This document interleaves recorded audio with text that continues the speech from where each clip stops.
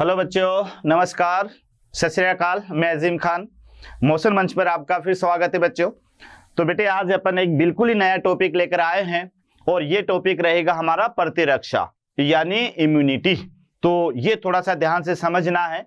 तो आज के टॉपिक का नेम होगा बेटे हमारा प्रतिरक्षा भाग 1 यानी इम्यूनिटी। तो बेटे ये आपका एक टॉपिक है जो कि रोगों के अंदर ही इसको शामिल किया गया है, तो इसका नाम है प्रतिरक्षा। अब यहाँ पर प्रतिरक्षा है ना, हमारी प्रति सुरक्षा, इसी को कहेंगे प्रतिरक्षा। तो प्रतिरक्षा क्या है बेटे कि जो है हमारा शरीर जो है हमें कई रोगों से बचाता है। तो हमारे शरीर में कुछ ऐसी कैपेसिटी है जो हमें विभिन्न रोगों से बचाव करती है। तो बेटे उसी क्षमता को आप कहेंगे प्रतिरक्षा। वरना तो बेटे अपन दिन भर बाहर घूमते रहते हैं तो बाहर कई सारे रोगाणु भी होते हैं, वो सांस के द्वारा भी अंदर जाते हैं, हमारे स्किन पर भी होते हैं, कई तरह से हमारे शरीर पर वो आ जाते हैं। तो बेटे हमें तो रोज ही बीमार पड़ जाना चाहिए, लेकिन ऐसा नहीं होता है क्योंकि एक ऐसी क्षमता, अंदरूनी क्षमता हमारी बॉडी के अंदर है और ये क्षमता जो है ये प्रतिरक्षा है। बेटे अभी कोरोना में आपने देखा होगा कि कई जो है कंपनियां हैं वो प्रतिरक्षा बढ़ाने की जो है दवाइयां मार्केट में आने लग गई थी,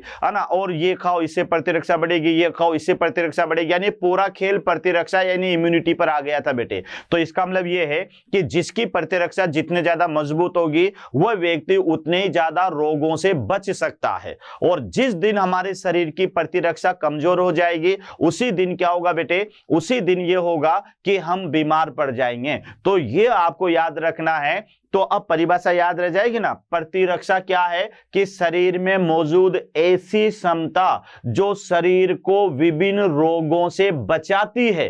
तो उस क्षमता को, उस कैपेसिटी को प्रतिरक्षा या इम्यूनिटी या प्रतिरोधकता कहेंगे। इसकी एक ब्रांच होती है बेटे इम्यूनोलॉजी, जिसमें प्रतिरक्षा का अध्ययन किया जाता है। और प्रतिरक्षा के बारे में सबसे पहले एडवर्ड जेनर ने बताया। तो याद रखना बच्चों, एडवर्ड जेनर को फादर ऑफ इम्यूनिटी भी कहा जाता है। बेटे प्रतिरक्षा को मैं दो भागों में बांटने वाला हूं। पहले तो विशिष्ट प्रतिरक्षा और एक होगी अविशिष्ट प्रतिरक्षा, यानी एक तो स्पेसिफिक होगी और एक नॉन स्पेसिफिक होगी। जो बेटे स्पेसिफिक होगी वह एंटीजन के प्रति विशेष होगी, यानी विशेष एंटीजन बॉडी के अंदर जाएगा तो उसी एंटीजन के विरुद्ध प्रतिरक्षा बनेगी, दूसरे के लिए नहीं बनेगी। तो ये तो बेटे एंटीजन एंटीबॉडी क्रिया पर आधारित होती है और ये एंटीजन विशेष के प्रति विशिष्ट होती है। दूसरी वाली प्रतिरक्षा नॉन स्पेसिफिक होती है। नॉन स्पेसिफिक का माने कि यह प्रतिरक्षा किसी एंटीजन के प्रति विशिष्ट नहीं होती। अगर कोई एंटीजन या रोगाणु बॉडी के अंदर आ जाता है तो बेटे कोई सा भी रोगाणु आए, अगर यह प्रतिरक्षा उसे मार देती है या उस रोगाणु से शरीर की सुरक्षा करती है तो फिर इसे कहा जाता है अविशिष्ट प्रतिरक्षा। तो ध्यान से आप समझिएगा बेटे, यहां पर प्रतिरक्षा का टॉपिक शुरू कर रहे हैं। तो प्रतिरक्षा एक रोगों से बचाव की क्षमता है जिसको अपन दो भागों में बांटने वाले हैं। उसके बाद में बेटे प्रतिरक्षा से संबंधित दो पदार्थ मैं आपको बताऊंगा। एक तो एंटीजन होते हैं और एक एंटीबॉडी होता है। बेटे एंटीजन को आप यहां रोगाणु मान सकते हो या फिर यहां पर इनको आप प्रतिजन मान सकते हो। ये जो एंटीजन है फॉरेन पार्टिकल भी हो सकते हैं जो रोगाणुओं के रूप में हमारी बॉडी के अंदर प्रवेश करेंगे। और इनका विरोध करने वाली जो दूसरी रचना है वो प्रतिरक्षी यानी एंटीबॉडी होगी बच्चों। और ये जो एंटीबॉडी होगी ये एंटीजन को डिस्ट्रॉय कर देती है और ये उसी तरह से डिस्ट्रॉय करती है जैसे विशेष ताला विशेष चाबी से खुलता है, तो विशेष एंटीजन विशेष एंटीबॉडी से ही क्रिया करता है। फिर अपन एंटीबॉडी की स्ट्रक्चर पढ़ने वाले हैं। तो ये दो श्रृंखलाओं से मिलकर बनी होगी बेटे जो वाई आकृति के रूप में मौजूद होगी। तो आइए अपन शुरुआत करते हैं बेटे इस चैप्टर की। तो यहां पर अपन सबसे पहले इसका लेंगे परिचय। ये नंबर 1 पार्ट होगा मेरा और नंबर 1 पार्ट आपको याद रखना है। तो नंबर 1 पार्ट बेटे यहां पर अपन लेंगे। तो पहला पार्ट जो इसका होगा यानी ये होगा परिचय यानी इंट्रोडक्शन। तो इंट्रोडक्शन में मेरा पहला टॉपिक है इम्यूनोलॉजी। वर्ड याद रखना बेटे, यानी अपन पढ़ क्या रहे हैं, अपन हमारे चैप्टर का नाम है प्रतिरक्षा। प्रतिरक्षा या इसको आप कह सकते हो इम्यूनिटी। प्रतिरक्षा या फिर इम्यूनिटी। तो बेटे ध्यान रखना, अगर आप स्वस्थ हो ना, अभी आप ये मान लेते हैं ये सेशन देख रहे हो, आप स्वस्थ हो मतलब आपका प्रतिरक्षा मजबूत है, लेकिन जिस दिन आप ये लेक्चर नहीं देखोगे तो मैं तो ये समझूंगा कि प्रतिरक्षा कमजोर हो गया। मतलब कहने का मतलब ये हुआ बेटे, अगर अपन स्वस्थ हैं, हमारे अंदर जो है क्या कहते हैं हर तरह की एक्टिविटी बिल्कुल जो है अच्छी तरह से हो रही है, तो भी समझना कि अपन स्वस्थ हैं। और हमें स्वस्थ बनाए रखने के लिए हमारे शरीर का प्रतिरक्षा तंत्र जो है वो मदद कर रहा है। तो बेटे यहां आप देखो कि यहां पर पहली ब्रांच आती है इम्यूनोलॉजी। तो इम्यूनोलॉजी का माने स्टडी ऑफ इम्यूनिटी, यानी आप इसे कह सकते हो प्रतिरक्षा, प्रतिरक्षा का अध्ययन, प्रतिरक्षा का अध्ययन। तो बेटे ध्यान रखना ये कुछ ब्रांचेज होते, याद कर लिया करो, कभी कभी शॉर्ट नोट्स में क्वेश्चन आ जाते हैं। तो यहां पर पहले है इम्यूनोलॉजी, यानी जिसको कहोगे प्रतिरक्षा का अध्ययन। यहां तक क्लियर। अब ये जो जनक होते हैं ना बेटे, जो वैज्ञानिक जिसके बारे में पहली बार बताता है ना, वो उसका पिता होता है या उसका जनक होता है। तो यहां पर प्रतिरक्षा के बारे में जो सबसे पहले बताया वह एडवर्ड जेनर ने बताया। बेटे टीकी के बारे में भी इसी ने बताया था, बाद में जो है लुईस पास्चर वगैरह भी यहां पर आए। तो यहां पर बेटे दूसरा जो वैज्ञानिक है, ये वैज्ञानिक है एडवर्ड जेनर। याद रखना, इसने टीके की खोज भी सबसे पहले की थी। तो उसके सम्मान में, उसके मान सम्मान में बेटे इसको क्या कहा गया है, इसको कहा गया है यानी यहां पर फादर ऑफ इम्यूनोलॉजी, यानी प्रतिरक्षा विज्ञान का जनक। ये याद रखना बेटे, क्या कहोगे इसे, इसे आप कह सकते हो प्रतिरक्षा विज्ञान, प्रतिरक्षा विज्ञान का जनक। तो ये आप याद रख लें, इसे आप प्रतिरक्षा विज्ञान का जनक भी आप कह सकते हैं। उसके बाद में बेटे डेफिनेशन है जो मैं आपको 2-3 बार बता चुका हूं कि शरीर में उपस्थित क्षमता जो शरीर को विभिन्न रोगों से बचाती है, क्या कहलाती है, प्रतिरक्षा कहलाती है। बिल्कुल सिंपल सी परिभाषा है बच्चों, यानी ये तो आप भी समझते होंगे कि हमारी बॉडी में कोई न कोई ऐसी कैपेसिटी है, कोई न कोई ऐसी क्षमता है जो हमें रोगों से लड़ने के लिए प्रेरित करती है, हमें विभिन्न रोगों से बचाती है। तो बेटे वही क्षमता क्या है, प्रतिरक्षा है। कोरोना में देखा होगा, हाँ भाई ये काढ़ा पियो हमारी प्रतिरक्षा बढ़ेगी, हमारी इम्यूनिटी बढ़ेगी, है ना। बोसों ने तो कोरोनिल दवा डाल दिया, हाँ ये प्रतिरक्षा बढ़ाती है। ये काढ़े का घोल पियो बेटे, ये प्रतिरक्षा बढ़ा, यानी टोटल खेल प्रतिरक्षा पर ही आकर रुक गया था।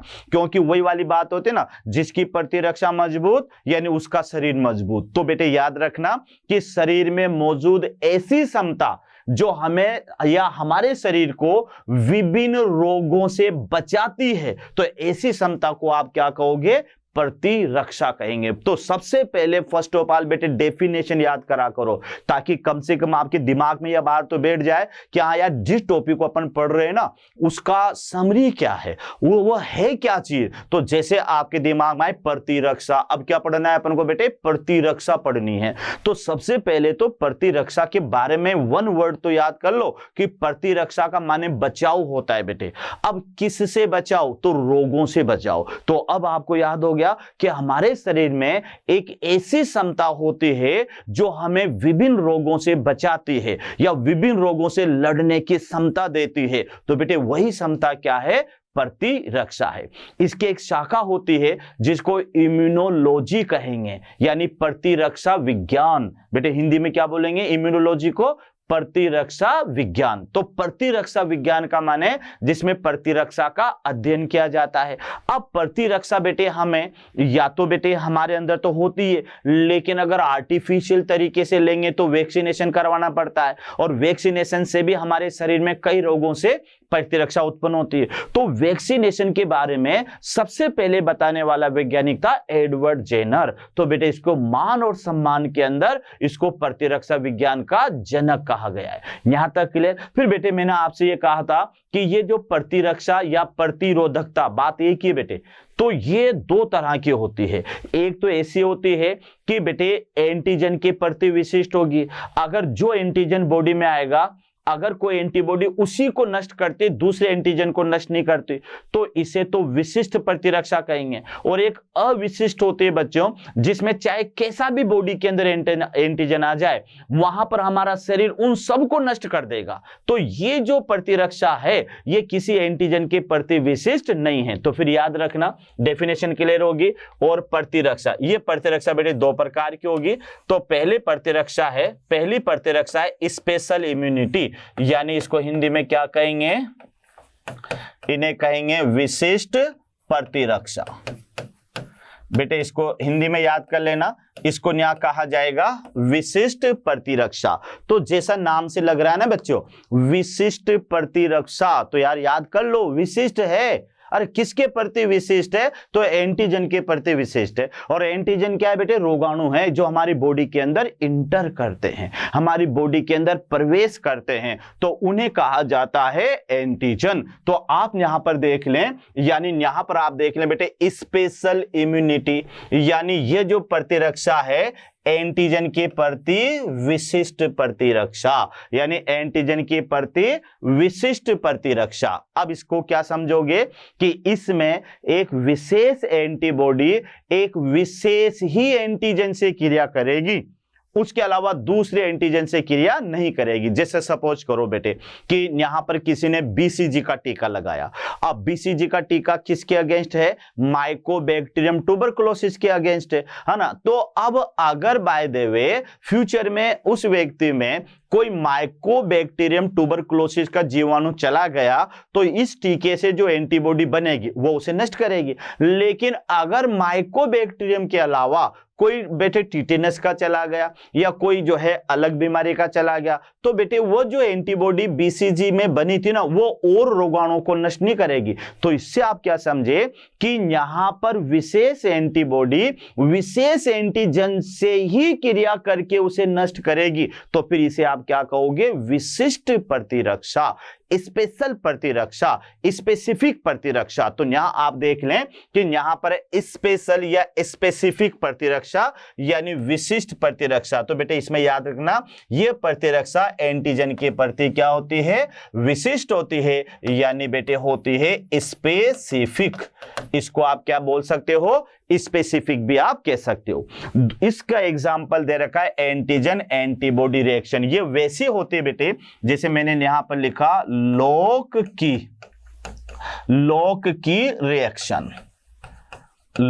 की रिएक्शन, यानी मैंने क्या लिखा, ताला चाबी क्रिया।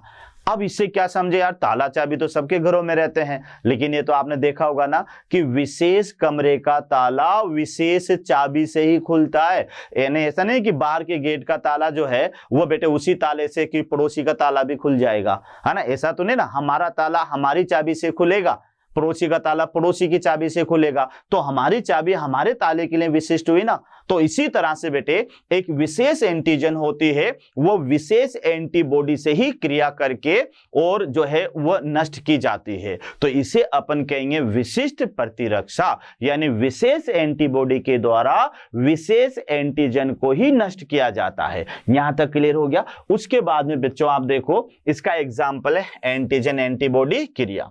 दूसरी प्रतिरक्षा है जिसको मैंने लिखा है नॉन स्पेशल इम्यूनिटी, यानी बेटे इसको आप हिंदी में क्या कहोगे, अविशिष्ट।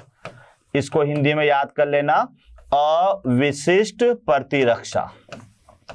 इसको हिंदी में कहेंगे अविशिष्ट प्रतिरक्षा। अब यहां पर क्या है कि जो एंटीजन होता है ना बेटे, यानी जिसको मैंने पैथोजन, या पैथोजन को हिंदी में आप क्या याद करोगे, रोगाणु, है ना, जिसके अंदर जीवाणु वायरस सब आते हैं बेटे। तो देखो आप यहां पर कि एंटीजन रोगाणु के प्रति विशिष्ट नहीं, यानी यहां पर ये जो है एंटीजन मान लो या पैथोजन मान लो, तो ये प्रतिरक्षा किसी एंटीजन या रोगाणु के प्रति विशिष्ट नहीं होती है। तो ये थोड़ा सा याद कर लेना कि बेटे यहां पर जो विशिष्ट प्रतिरक्षा है ये तो एंटीजन के प्रति विशिष्ट होती है, और एंटीजन क्या होते हैं, शरीर के भीतर प्रवेश करने वाले रोगाणु। और जो ये अविशिष्ट प्रतिरक्षा है ये किसी एंटीजन के प्रति विशिष्ट नहीं होती है।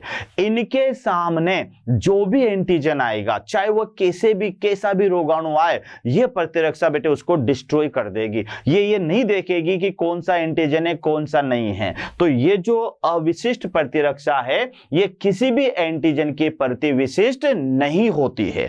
और इसमें जैसे मान लो हमारी स्किन है ना, स्किन है बेटे, अब स्किन है, कोई भी रोगाणु अगर आकर बैठेगा तो हमारी त्वचा की जो पीएच होती है ना वो उस रोगाणु को मार देती है। उसके अलावा बेटे WBC है, तो WBC के सामने जो भी रोगाणु आता है उसका इनकाउंटर कर देती है। ये नहीं देखते यार इस मोहल्ले का ये रोगाणु इसको नहीं मारे, ये उस मोहल्ले का रोगाणु इसको नहीं मारे। जो भी रोगाणु WBC के सामने आता है WBC बेटे उसे डिस्ट्रॉय कर देती है, किसी रोगाणु के प्रति ये विशिष्ट नहीं होती है। और अगले होते बेटे लाइसोजाइम एंजाइम। देखो ये जो लाइसोजाइम एंजाइम होता है ना बच्चों, ये हमारी लार में भी पाया जाता है, ये हमारे आंसुओं में भी पाया जाता है और ब्लड में भी पाया जाता है।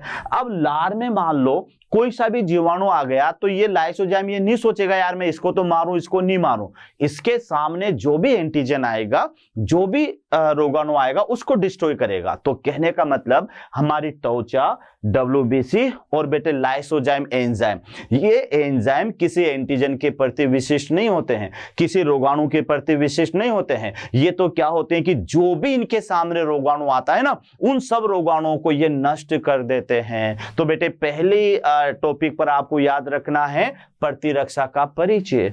बिल्कुल सिंपल, परिचय, परिभाषा क्या है? तो परिभाषा क्या याद करिए आपने कि शरीर में मौजूद ऐसी क्षमता जो हमें विभिन्न रोगों से बचाती है बेटे उसे अपन प्रतिरक्षा कहते हैं।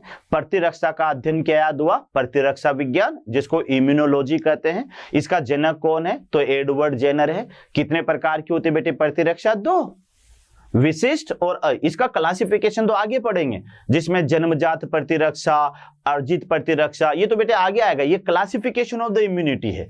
यहां पर पार्ट ऑफ इम्यूनिटी की बात करें तो एक तो विशिष्ट होगी और एक अविशिष्ट होगी। विशिष्ट में आपने याद कर लिया कि यह प्रतिरक्षा किसी एंटीजन के प्रति विशिष्ट होती है, और दूसरा है बेटे अविशिष्ट, यानी यह प्रतिरक्षा किसी एंटीजन के प्रति विशिष्ट नहीं होती है। और यह हमें कहां से मिलती है? त्वचा के द्वारा यह प्रतिरक्षा मिलती है, WBC के द्वारा बेटे यह प्रतिरक्षा मिलती है, और एक लाइसोजाइम जो हमारी लार में पाया जाता है, हमारे आंसुओं में पाया जाता है, और साथ में जो है ब्लड में भी पाया जाता है। तभी तो कहते हैं ना कि कभी कभी रोना भी आंखों के लिए अच्छा होता है, बशर्ते दहाड़े मार मार के ना रो।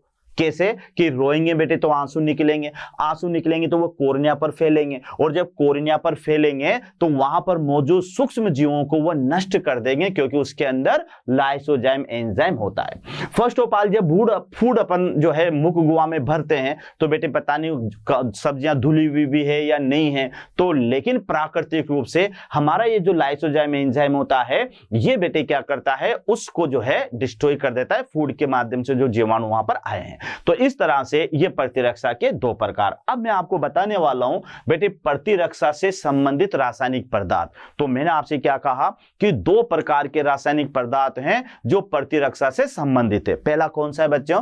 तो पहला तो एंटीजन अपन पढ़ने वाले हैं, और दूसरा क्या पढ़ने वाले हैं? तो अपन पढ़ने वाले हैं एंटीबॉडी। तो आइए अपन देखते हैं, यानी दूसरा पार्ट जो इसका शुरू होता है बच्चों,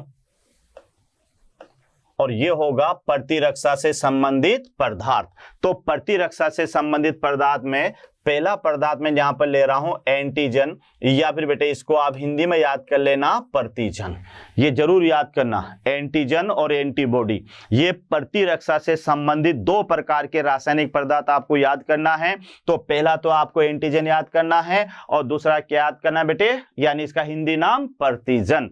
अब देखो आप बेटे, यानी एंटीजन क्या होते हैं? तो पहले नंबर पर आपको याद करना है कि पॉलीसेकेराइड व प्रोटीन के बने अणु होते हैं, बड़े अणु होते हैं। तो ये आपको याद हो गया कि एंटीजन किसके बने होंगे। तो एंटीजन बेटे पॉलीसेकेराइड, ये कार्बोहाइड्रेट है, और प्रोटीन इससे निर्मित होते हैं, और आकार में भी ये कैसे होते हैं? बड़े होते हैं। तो एक बार ध्यान से देख लें कि बेटे एंटीजन क्या है, यानी एंटीजन जो है ये पॉलीसेकेराइड प्लस प्रोटीन के बने होते हैं। तो ये सीधा यहां आप याद कर लें कि बेटे एक तो ये बने होते हैं यानी पॉलीसेकेराइड, और साथ में ये किसके बने होंगे? तो बच्चों ये बने होंगे प्रोटीन के। तो पहले तो इनका संगठन याद कर लेना, क्योंकि कई बार क्वेश्चन आ जाता है जो एंटीबॉडी होते हैं वो तो ग्लाइकोप्रोटीन की बनी होती है बेटे, याद रखना। और ये जो एंटीजन होते हैं ये पॉलीसेकेराइड और प्रोटीन के बने होते हैं। किस रूप में मिलेंगे? तो सेकंड पॉइंट जो आपको इसका याद करना है कि बेटे पैथोजन, जिसमें बैक्टीरिया है, वायरस है और एलर्जन है, के रूप में ये उपस्थित होते हैं। यानी आपको यहां याद करना है कि बेटे एंटीजन, एंटीजन इक्वल टू, यहां पर आते हैं बेटे पैथोजन, एंटीजन इक्वल टू इन आप पैथो। अब पैथोजन में क्या क्या बेटे आपको याद करना है? तो पैथोजन में बैक्टीरिया भी हो सकता है, पैथोजन में बेटे वायरस भी हो सकता है, पैथोजन में कोई सा जो है प्रोटोजोआ भी हो सकता है, प्रोटोजोआ, और पैथोजन में बेटे यहां पर यानी कोई सा एलर्जन भी हो सकते हैं। एलर्जन, एलर्जन का माने जो एलर्जी उत्पन्न करते हैं। तो क्या क्या हो सकते हैं बेटे यहां पर? एंटीजन। तो एंटीजन इक्वल टू क्या है बेटे? पैथोजन, यानी हिंदी में क्या कहोगे? रोगाणु। ये वर्ड याद कर लेना बेटे। यानी एंटीजन क्या है? एक विशेष रोगाणु होते हैं। और ये रोगाणु किस रूप में हो सकते हैं? तो रोगाणु बेटे जीवाणु के रूप में हो सकते हैं, ये वायरस के रूप में हो सकते हैं, ये प्रोटोजोआ के रूप में हो सकते हैं, और किस रूप में हो सकते हैं? एलर्जन। एलर्जन का माने डस्ट पार्टिकल है, पोलन ग्रेन है, जो हमारे शरीर में एलर्जी उत्पन्न करते हैं, तो उन्हें कहा जाता है एलर्जन। तो ये थोड़ा सा आप समझे बेटे। तो यहां आप देखिएगा कि पैथोजन, जिसमें बैक्टीरिया, वायरस या एलर्जन के रूप में उपस्थित होते हैं, यानी जो एंटीजन होते हैं ये पैथोजन के रूप में पाए जाते हैं। और ये काम क्या करते हैं? तो इनका काम ये है कि बेटे ये एंटीबॉडी के निर्माण की क्रिया को प्रेरित करते हैं, प्रेरित करते हैं। आप कहोगे कि यार ये तो एंटीजन है, ये एंटीबॉडी को कैसे प्रेरित करेंगे? तो अब मैं समझाता हूं बेटे कि जैसे मान लेते हैं हमारे अंदर सर्दी जुकाम हो गया, यानी हमारे अंदर जो है सर्दी जुकाम के वायरस ने प्रवेश कर लिया। अब वायरस ने प्रवेश कर लिया मतलब एंटीजन ने प्रवेश कर लिया, तो फिर हम क्या देखते हैं कि हम 2-3 दिन बाद में बेटे हम ठीक हो जाते हैं। तो ये प्रक्रिया कैसे हुई होगी कि जो एंटीजन हमारी बॉडी के अंदर गया है वहां जाते हैं बेटे, उसने प्रेरित किया एंटीबॉडी निर्माण को, क्योंकि जैसे एंटीजन जाएगा तो हमारा शरीर उस एंटीजन को नष्ट करने के लिए क्या बनाएगा? एंटीबॉडी बनाएगा। तो जब तक कोई अगर एंटीजन नहीं गया था तो उसके विरुद्ध कोई एंटीबॉडी भी नहीं बनी थी बेटे। तो ये याद रखना, ये जो एंटीजन होते हैं ये बेटे शरीर के भीतर एंटीबॉडी के निर्माण को प्रेरित भी करते हैं। यहां तक भी आपने याद कर लिया। उसके बाद में ध्यान रखना बेटे, ये मैं आगे बताऊंगा कि एंटीजन की सतह पर एपिटोप स्थल उपस्थित होते हैं जो एंटीबॉडी के पैराटोप से क्रिया करते हैं। देखो बेटे ये इस तरह से होता है, यानी यहां पर ये यहां मैं आपको बना रहा हूं कि इस तरह से ये मैंने यहां पर बनाया, तो ये तो है बेटे एंटीजन, ये याद रखिएगा कि इसको मैंने यहां पर बनाया तो ये तो है एंटीजन। यहां तक के लिए ये एंटीजन है, इसको समझना आप ध्यान से। अब इसके यहां पर ये मैं आपको बनाऊंगा, तो इसके यहां पर बेटे आप देखिएगा कि इधर यहां पर आप देखो कि यहां आप देखिएगा, तो यहां अगर आप देखेंगे, यहां आप देखेंगे तो इस तरह से देखिएगा बेटे,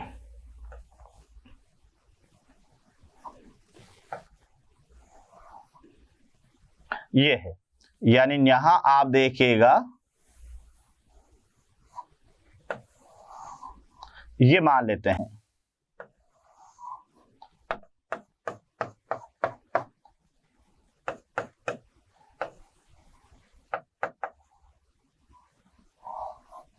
ये आप देखिएगा बच्चों। तो यहां पर क्या है कि यहां अगर आप ध्यान से देखेंगे तो यहां पर ये तो है एंटीजन, ये तो एंटीजन है, और ये है बेटे यहां पर एंटीबॉडी, ये एंटीबॉडी। अब यहां पर आप देखो कि यहां जो एंटीजन के ये पार्ट हैं ये तो कहलाएंगे एपिटोप, ये तो एपिटोप होंगे, और ये जो एंटीबॉडी के पार्ट होंगे ये कहलाएंगे यहां पर पैराटोप। तो यहां आप देख लें कि बेटे एंटीजन और ये एंटीबॉडी, यानी यहां आप देखिएगा कि ये विशेष जो पार्ट होंगे इस तरह से, ये यहां पर आप देखो कि इस तरह से यहां पर जो विशेष पार्ट होंगे ये यहां पर ये इस तरह से। तो बेटे ये एक दूसरे के क्या है?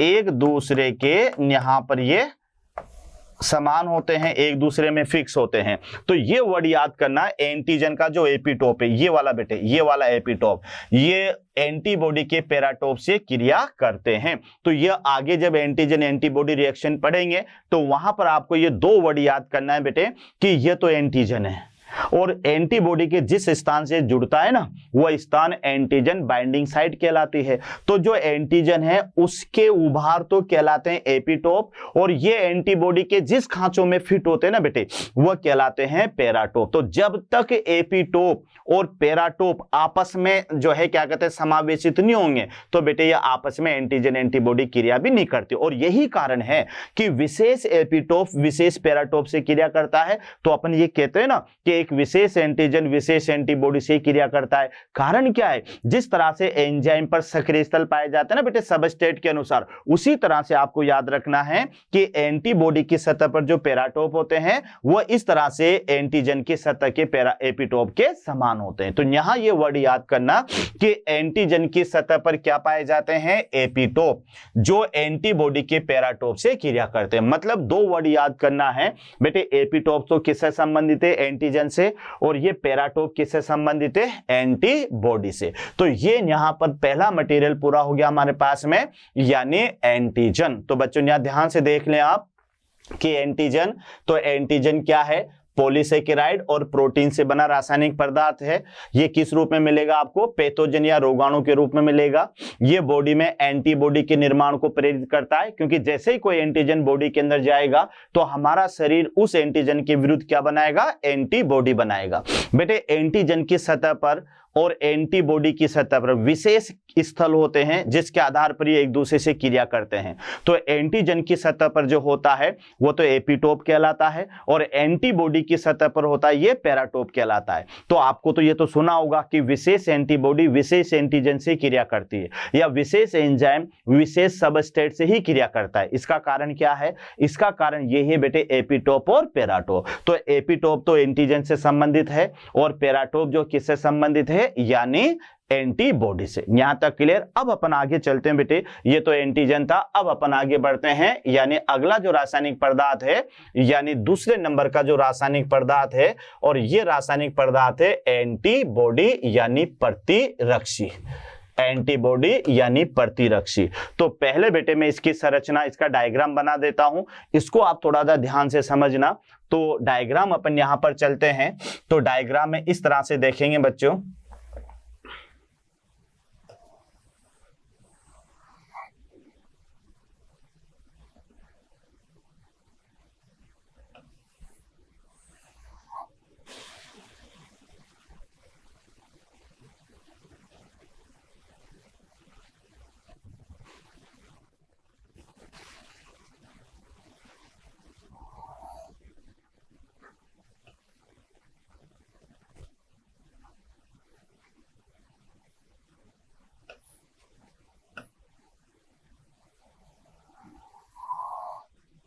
ये यहां पर हमारे पास में एंटीबॉडी है।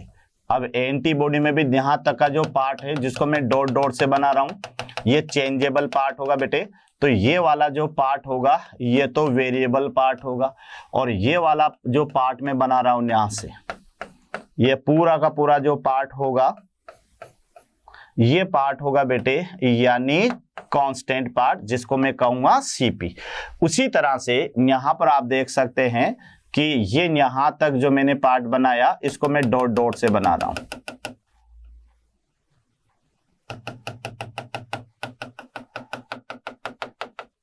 और इस पार्ट को मैं बना रहा हूं यहां पर इस तरह से जो है धार। तो यहां से यहां तक का जो पार्ट होगा ये इसका वेरिएबल पार्ट है बेटे, और बाकी यहां से यहां तक का पार्ट होगा ये इसका कांस्टेंट पार्ट है। क्लियर। ये तो हुआ बेटे हेवी चेन। तो ये जो चेन होगी इसकी लेबलिंग अभी बाद में करेंगे अपन, पहले अपन यहां पर देख लेते हैं। उसके बाद में अब यहां पर लेते हैं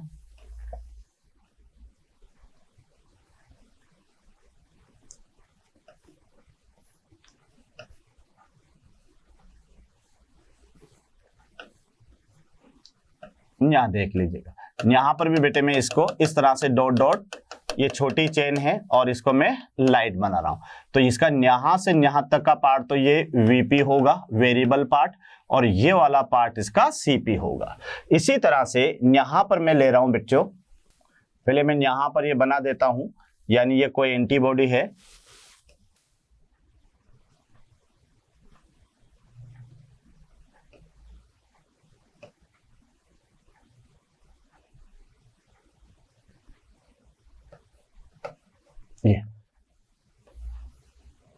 ये यहां पर बेटे अपन ने क्या बना ली इसको, ये है एंटीबॉडी, ये एंटीबॉडी, और ये है इसका एलर्जन, यानी इसको आप याद कर सकते हैं बेटे। तो ये है यहां पर antigen, this is the antigen.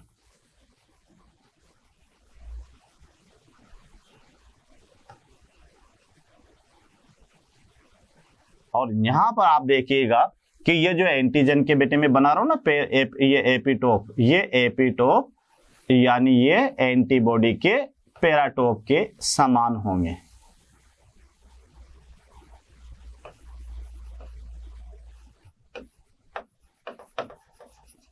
This is the antigen. Okay, इसकी अपन सेकंड वाली बना लेते हैं बच्चों। तो ये यहां पर होगा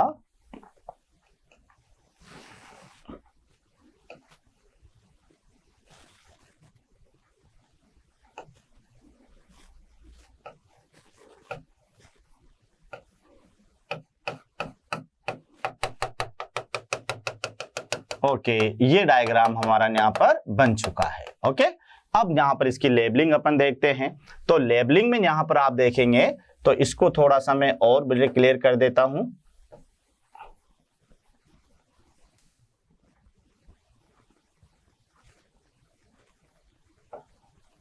ये बेटे यहां पर अपन ने इसको बनाया है,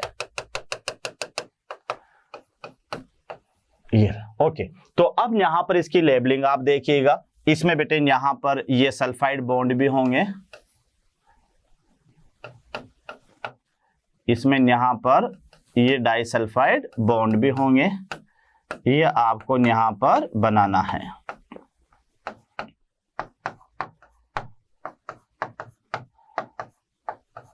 ये यहां पर आपको बनाना है। अब इसकी लेबलिंग देख लीजिएगा, इसकी लेबलिंग कैसे याद करनी बच्चों, यानी ये वाली जो चेन है, ये वाली चेन तो होगी बेटे हैवी, हैवी चेन, ये हैवी चेन है, या और ये वाली जो चेन है ये होगी यहां पर लाइट चेन, लाइट चेन। तो यहां पर दो तरह की चेन होगी इसके अंदर, एक तो बेटे जो येलो कलर में है हैवी चेन, ये 2 होगी नंबर में, और ये जो लाइट चेन है ये भी 2 होगी। तो इसको अपन किस तरह से लिखेंगे, इसको H2L2 के रूप में अपन जानेंगे। तो यहां आप देख लें कि ये जो एंटीबॉडी होती है, ये जो एंटीबॉडी होती है बच्चों, ये एंटीबॉडी जो है ये 2 पार्ट से मिलकर बनी होती है। एंटीजन को मैं एक और अलग से बना देता हूं ताकि आप कंफ्यूजन ना रहे बेटे।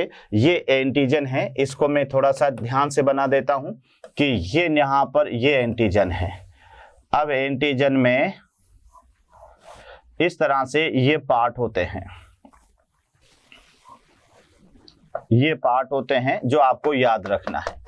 क्लियर? तो ये पार्ट हैं जिनको आप कहोगे एपिटोप, ये एपिटोप है। क्लियर? अब ये वाला जो पार्ट है, तो ये वाला पार्ट जो होगा बेटे, ये पार्ट यहां पर आप इसकी लेबलिंग में आप याद रख सकते हैं कि ये जो पार्ट होगा यहां से यहां तक का जो पार्ट होगा, इस पार्ट को कहते हैं antigen, antigen antibody, antigen antibody binding site, binding site, यानी यहां पर एंटीजन एंटीबॉडी से क्रिया करता है। क्लियर? अब यहां देखो बेटे, ये जो एंटीजन का पार्ट है, ये वाला पार्ट तो क्या कहलाएगा, ये तो कहलाएगा एपिटोप। क्लियर? और ये जो एंटीबॉडी की श्रृंखला का पार्ट है, ये पार्ट यहां पर कहलाएगा पेराटोप। तो ये ध्यान से देख लें कि जैसा एपिटोप होगा उसके अकॉर्डिंग ही क्या होगा, पेराटोप होगा। तो बेटे यहां पर आप ध्यान से देखें कि एंटीबॉडी जो है ये एक वाई आकृति के रूप में बनी संरचना है। ये दो प्रकार की पॉलीपेप्टाइड श्रृंखलाओं से मिलकर बनी होती है, एक तो हैवी चेन और एक लाइट चेन। हैवी चेन संख्या में 2 होती है और लाइट चेन भी संख्या में 2 होती है। यहां तक क्लियर। अब बेटे चाहे हैवी चेन हो या लाइट चेन हो, प्रत्येक चेन के 2 पार्ट होते हैं। एक पार्ट तो बेटे यहां पर होता है यानी वीपी। तो यहां पर वीपी का माने है वेरिएबल पार्ट, वेरिएबल पार्ट यानी वेरिएबल पार्ट बेटे ये होगा जिसे इसमें यहां से यहां तक, इसमें यहां से यहां तक ये तो वीपी है और ये यहां से यहां तक इसमें बेटे सीपी है। इसमें भी यहां से यहां तक तो वीपी है और ये वाला पार्ट यहां पर सीपी है। तो वेरिएबल पार्ट बेटे ये वाला होगा जहां पर एपिटोप पेराटोप देखने को मिलेगा। और वेरिएबल का माने होता है चेंजेबल यानी परिवर्तित होने वाला पार्ट, ये याद रखना। तो यहां पर बेटे तो ये वेरिएबल पार्ट है वीपी, और सीपी का माने होगा बेटे कांस्टेंट पार्ट, कांस्टेंट पार्ट। तो ये याद रखना, सीपी का क्या मतलब है, कांस्टेंट पार्ट। तो ये दोनों पार्ट आपको याद रखना है। तो देखो एक बार फिर ध्यान से देख लें बेटे, ये डायग्राम है एंटीबॉडी का। तो एंटीबॉडी एक वाई आकृति की संरचना होती है और ये 2 पॉलीपेप्टाइड चेन से मिलकर बनी होती है। पहले नंबर की तो याद रखना बेटे हैवी चेन, और दूसरे नंबर की आप याद रखना लाइट चेन। ये जो हैवी पॉलीपेप्टाइड चेन है ना, ये भी संख्या में 2 होगी, और जो लाइट पॉलीपेप्टाइड चेन है ये भी संख्या में 2 होगी। यहां तक भी क्लियर। प्रत्येक ये जो दोनों श्रृंखलाएं बेटे ये आपस में डाइसल्फाइड बॉन्ड के द्वारा आपस में जुड़ी होगी। तो ये क्वेश्चन भी अधिकतर आता है कि एंटीबॉडी की जो दोनों श्रृंखलाएं होती है ये आपस में किसके द्वारा जुड़ी होती है। तो बेटे याद रखना डाइसल्फाइड बॉन्ड, यानी 2 सल्फर के बीच में जो बॉन्ड होता है उसे डाइसल्फाइड बॉन्ड कहेंगे। तो एंटीबॉडी की जो दोनों श्रृंखलाएं होती है, चाहे वह हैवी चेन हो या लाइट चेन हो, बेटे ये डाइसल्फाइड बॉन्ड के द्वारा जुड़ी होती है। दूसरी बात आपको याद रखना है कि चाहे वह हैवी चेन हो या लाइट चेन हो, दोनों श्रृंखलाओं में 2 प्रकार के स्थल पाए जाते हैं बेटे, जिन्हें एक तो वीपी कहते हैं और एक को सीपी कहते हैं। तो वीपी यानी वेरिएबल पार्ट होगा बेटे, ये एंटीजन के पेराटोप के अनुसार बदलेगा, ये याद रखना। तो इसे वेरिएबल पार्ट या परिवर्तनशील भाग कहेंगे। लेकिन जो सीपी होगा बेटे ये कांस्टेंट पार्ट होगा, ये किसी के अनुसार परिवर्तनशील नहीं होगा। तो यहां से जिसको मैंने लाइन से बनाया है ये पूरा का पूरा कांस्टेंट पार्ट होता है, यानी ये एंटीबॉडी का ऐसा पार्ट है जो परिवर्तनशील नहीं होता। यहां तक क्लियर। उसके बाद में बेटे ये जो यहां से यहां तक साइट है, ये पूरी की पूरी साइट है जहां तक क्या क्या मिलते हैं, ये मिलते हैं, यानी ये क्या है, ये तो बेटे ध्यान रखना ये तो एपिटोप है, ये जो है ये तो एंटीबॉडी है दोनों की दोनों, है ना। ये भी पेराटोप है, ये भी पेराटोप है, और इसके बीच में बेटे यहां पर कोई एंटीजन आता है। इस जगह पर यहां पर क्या आता है, एंटीजन आता है। जैसे यहां पर ये एंटीजन आ चुका है, तो इस जगह को कहते हैं एंटीजन एंटीबॉडी बाइंडिंग साइट। यहां तक clear, antigen antibody binding site. तो इस तरह से बेटे ये हमारे पास में है एंटीबॉडी की संरचना या इसका डायग्राम। आइए अब इसके बारे में अपन जानकारी लेते हैं। तो बेटे यहां पर आप देखिएगा कि प्रतिरक्षा से संबंधित पदार्थ में हमारा जो टॉपिक है वह क्या है बच्चों, तो हमारा टॉपिक है एंटीबॉडी। अपन जिससे पढ़ रहे हैं वह है एंटीबॉडी। तो एंटीबॉडी का पहला पॉइंट मेरा यह है कि प्रोटीन से बने अणु होते हैं, इन्हें इम्यूनोग्लोबुलिन यानी आईजीबी कहते हैं। तो ये थोड़ा सा ध्यान रखना। और प्रोटीन भी कैसी, तो ये जो प्रोटीन होगी बेटे ये होगी ग्लाइकोप्रोटीन, ग्लाइकोप्रोटीन। तो एंटीबॉडी जो होते हैं ये कौन सी प्रोटीन के बने होते हैं, ग्लाइकोप्रोटीन के बने होते हैं। तो याद रखना ये प्रोटीन से बने अणु होते हैं बेटे, इन्हें इम्यूनोग्लोबुलिन यानी आईजीबी कहते हैं। यहां तक भी क्लियर। ये दूसरा नंबर पे याद रखना ये बी लिम्फोसाइट द्वारा निर्मित होते हैं। मैं आपको बता दूं बेटे ये बी लिम्फोसाइट और टी लिम्फोसाइट ये दोनों मिलकर ये दोनों मिलकर क्या करते हैं, एंटीबॉडी के निर्माण को प्रेरित करते हैं।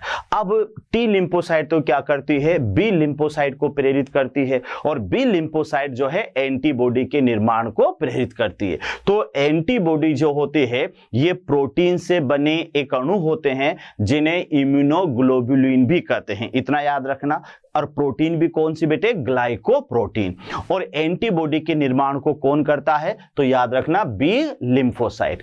और ये जो एंटीबॉडी होते हैं ना बेटे, ये अधिकतर कहां पाए जाते हैं, तो ये आपको देखने को मिलेंगे लिम्फोइड टिश्यू में उपस्थित होते हैं। अब ये लिम्फोइड टिश्यू कहां कहां मिलेंगे, जैसे बेटे स्प्लीन है, स्प्लीन है, या फिर जो है क्या कहते हैं थाइमस है, थाइमस है ना। ये सारे के सारे बेटे लिम्फोइड टिश्यू से मिलकर बने होते हैं, क्योंकि यहां पर होती है लिम्फोसाइट, और लिम्फोसाइट में कौन सी, टी लिम्फोसाइट और बी लिम्फोसाइट, और ये दोनों मिलकर बेटे एंटीबॉडी के निर्माण को प्रेरित करती हैं। तो यहां आप देख लें कि ये मुख्यतः लिम्फोइड टिश्यू में उपस्थित होते हैं, तो जहां पर ये एंटीबॉडी बनते हैं। और फिर आप यहां पर देखो बेटे, जैसा मैंने आपसे कहा था कि प्रत्येक एंटीबॉडी दो प्रकार की चार, ये याद रखना बेटे, दो प्रकार की चार पॉलीपेप्टाइड श्रृंखलाओं से मिलकर बनी होती है। तो इसे आप क्या कहोगे, H2L2 भी कह सकते हो। यानी जो एंटीबॉडी होती है ये अपनी संरचना में कैसे पाई जाएगी, H2L2 की फॉर्म में, याद रखना बेटे, यानी H2 और L2। तो दो तो हैवी होगी और दो कैसी होगी, लाइट होगी। तो ये बहुत ही इंपॉर्टेंट पॉइंट है, ये बहुत इंपॉर्टेंट पॉइंट है बेटे, जो आपको याद रखना है कि जो प्रत्येक एंटीबॉडी होती है, प्रत्येक एंटीबॉडी होती है वो दो प्रकार की चार, याद रखना बेटे, संख्या कितनी होगी, चार, लेकिन प्रकार कितने होंगे, दो।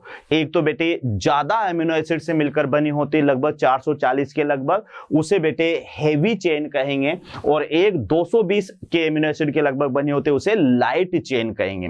तो कुल मिलाकर यह है कि प्रत्येक एंटीबॉडी जो होती है वो चार पॉलीपेप्टाइड श्रृंखलाओं से मिलकर बनी होती है, लेकिन प्रकार दो ही होते हैं बेटे, तो इन्हें H2L2 संरचना में ये पाई जाएगी। तो दो तो हेवी होती है और दो लाइट होती है। तो पहले अपन बात करें बेटे, पहली श्रृंखला जो है नंबर 1, और ये है हेवी पॉलीपेप्टाइड चेन। तो हेवी का माने क्या है, दो पॉलीपेप्टाइड चेन से मिलकर बनी, ये याद रखना बेटे, दो पॉली, और ये पॉलीपेप्टाइड पाए जाएंगे 440 अमीनो एसिड उपस्थित। तो ये भी आप कोई पूछ ले आपसे कि यार ये हेवी क्यों है, तो बेटे इसके अंदर जो अमीनो एसिड होते हैं वह दुगने होते हैं लाइट वाली से, याद रखना, यानी लगभग 440 अमीनो एसिड। तो बच्चों याद रखना कि प्रत्येक एंटीबॉडी जो है, प्रत्येक जो एंटीबॉडी है ये दो प्रकार की चार पॉलीपेप्टाइड श्रृंखलाओं से मिलकर बनी होती है, जिसमें दो तो भारी होती है जिसे H2 कहते हैं, दो लाइट होती है बेटे जिसे L2 कहते हैं। तो पहले नंबर की यहां पर याद रखना हैवी चेन। तो हैवी चेन में भी कितनी पॉलीपेप्टाइड होगी, यानी दो। और ये बेटे अपन ने इसको इस तरह से बनाया था, यानी यहां से इस तरह से आप देख लीजिएगा कि यहां से आप देखेंगे तो ये वाली जो पूरी की पूरी है, यानी यहां पर आप देख लीजिएगा तो ये वाली जो चेन है, ये वाली चेन है हमारे पास में हैवी चेन। तो ये वाली दोनों की दोनों जो चेन है बेटे ये हैवी चेन है, तो ये बड़ी भी है और ये 440 अमीनो एसिड से मिलकर बनी होती है।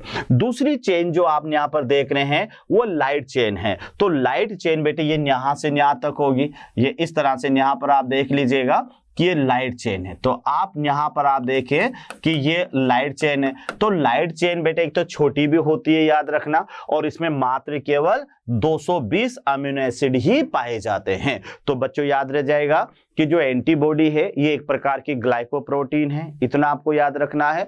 दूसरा बच्चों आपको याद रखना है कि जो एंटीबॉडी होती है ये दो प्रकार की चार पॉलीपेप्टाइड चेन से मिलकर बनी होती है, जिसमें दो श्रृंखलाएं बड़ी होती है बेटे जिसे हेवी चेन कहते हैं, और दो श्रृंखलाएं छोटी होती है जिसे लाइट चेन कहते हैं। और दोनों ही आपस में किसके द्वारा जुड़ी होगी, डाइसल्फाइड बंधों के द्वारा। जैसे यहां पर बात करें तो ये सल्फाइड बॉन्ड, ये सल्फाइड, यहां पर बात करें बेटे तो ये इसमें भी सल्फाइड बॉन्ड, यानी ये भी सल्फाइड बॉन्ड के द्वारा ही आपस में जुड़ी होगी। तो बच्चों यहां पर याद कर लो कि एंटीबॉडी जो है ये दो प्रकार की चार पॉलीपेप्टाइड चेन से मिलकर बनी है, जिसमें से हेवी चेन ये संख्या में 2 होगी और 440 अमीनो एसिड से मिलकर बनी होगी। लाइट चेन यानी हल्की चेन ये भी 2 होगी बेटे, और ये 2 120 अमीनो एसिड से मिलकर बनी होती है।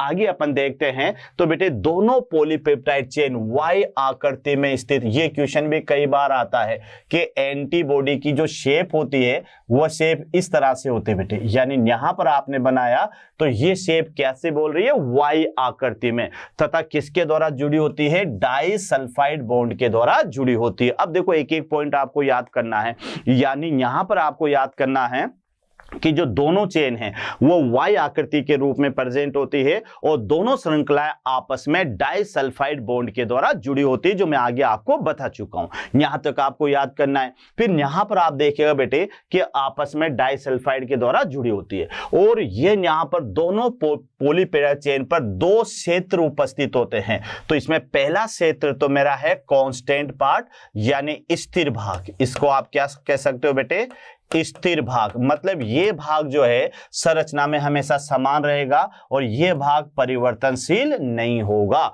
यानी आप ये कह सकते हो कि ये एंटीजन से प्रभावित नहीं होगा। तो बेटे यहां पर चाहे वह दोनों श्रृंखलाएं, दोनों पॉलीपेप्टाइड चेन, चाहे वह लाइट हो या चाहे वह हेवी हो, तो बेटे उसमें ये दो भाग होंगे। एक को तो स्थिर भाग कहेंगे जो कि संरचना के अनुसार नहीं बदलेगा, और एक होगा बेटे वीपी यानी वेरिएबल पार्ट जो संरचना के अनुसार बदलेगा। तो एक बार फिर अच्छी तरह से समझ लीजिएगा बेटे, बिल्कुल सिंपल सी है एंटीबॉडी। तो एंटीबॉडी जिसको इम्यूनोग्लोबुलिन भी कहते हैं, याद रखना। उसके अलावा बेटे बी लिम्फोसाइट के द्वारा ये बनाई जाती है और ये बनी किसकी होती है, ग्लाइकोप्रोटीन की। इसकी संरचना में बेटे यानी 4 पॉलीपेप्टाइड श्रृंखलाएं होती है, जिसमें से 2 तो बड़ी होती है जिसे हेवी चेन कहते हैं और 2 छोटी होती है जिसे लाइट चेन कहते हैं। यहां तक क्लियर हुआ बेटे। दोनों श्रृंखलाएं Y आकृति के रूप में स्थित होती है और आपस में किसके द्वारा जुड़ी होती है, डाइसल्फाइड बॉन्ड के द्वारा जुड़ी होती है। यहां तक क्लियर। दोनों श्रृंखलाओं में 2 तरह के स्थल पाए जाते हैं,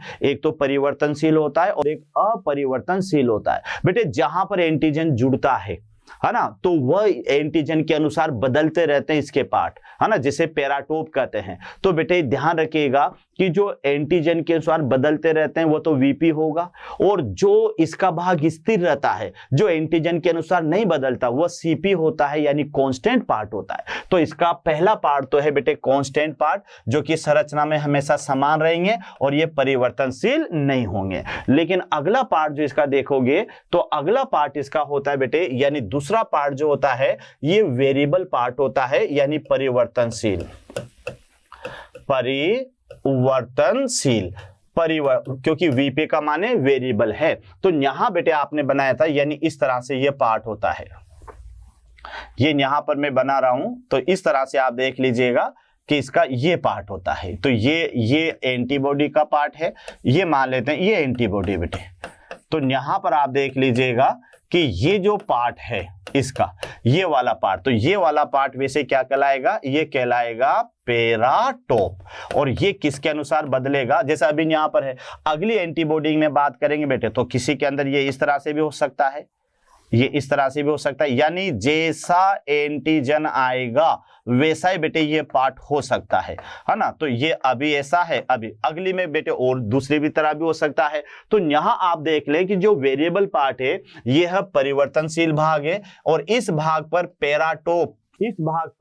पैराटोप क्षेत्र उपस्थित होते हैं तथा एंटीजन बाइंडिंग साइट उपस्थित होती है। यह पैराटोप एंटीजन के एपिटोप के अनुसार विशिष्ट होते हैं। तो ये थोड़ा सा आपको याद रखना है बेटे कि यहां पर इसी जगह पर तो एंटीजन आएगा, तो इसको एंटीजन बाइंडिंग साइट भी आप इसको कह सकते हो, एंटीजन बाइंडिंग साइट। तो यहां आप ध्यान से देख ले कि इसका दूसरा पार्ट है बेटे, यानी वेरिएबल पार्ट। तो वेरिएबल पार्ट इसका परिवर्तनशील भाग है और इस भाग पर पैराटोप क्षेत्र उपस्थित होते हैं। और क्या उपस्थित होते हैं, एंटीजन बाइंडिंग साइट, जिसको आप ABS के नाम से भी जान सकते हैं। तो यहां आप देख ले बेटे कि इस क्षेत्र में वेरिएबल पार्ट पर ये पैराटोप क्षेत्र प्रेजेंट होते हैं और इसी जगह पर एंटीजन जुड़ता है, जिसे एंटीजन बाइंडिंग साइट भी अपन कहते हैं। यहां तक क्लियर। और ये जो पैराटोप होते हैं ना बेटे, ये किसी एंटीजन के एपिटोप के प्रति विशिष्ट होते हैं, क्योंकि यहां पर बाय द वे एंटीजन आएगी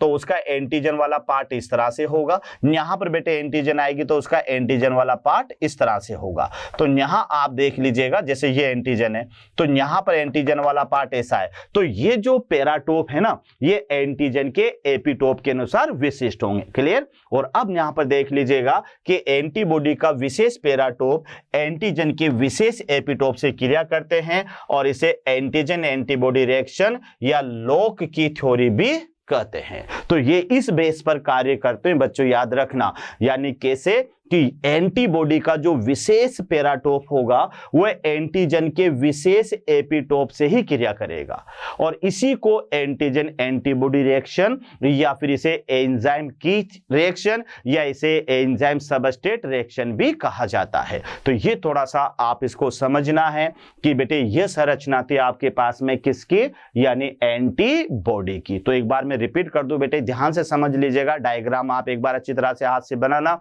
उसके बाद में आपको ये याद होगा। एंटीबॉडी क्या है?